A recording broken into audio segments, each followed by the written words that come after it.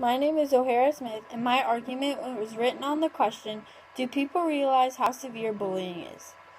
People do not understand nor realize how much effect their words have on other people.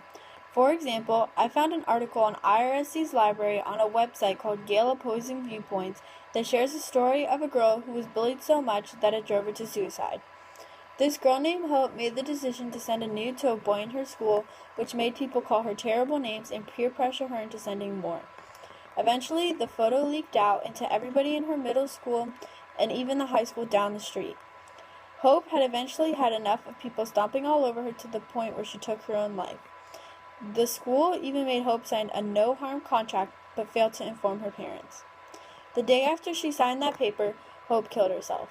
Maybe if her parents would have known, they could have looked into her books a little bit more and noticed that all the doodling she ever wrote inferred about suicide. If boys and girls at school would have never called her these self-degrading names, it would not have pushed her to do what she did. They constantly reminded her of her actions, even if it was in the previous school year. Hope never deserved public humiliation from everyone in her school. I think the school did not see that Hope would actually kill herself, so they did not think to tell their parents. I think that it was just a phase maybe she was going through, and eventually she might get over it. But it wasn't a phase. They probably thought it was no big deal, but sure enough to Hope, it was.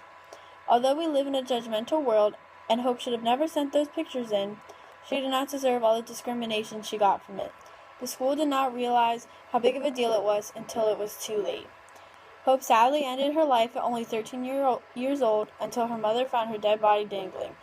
She finally committed the deal that she wanted and strangled herself to death in her bedroom.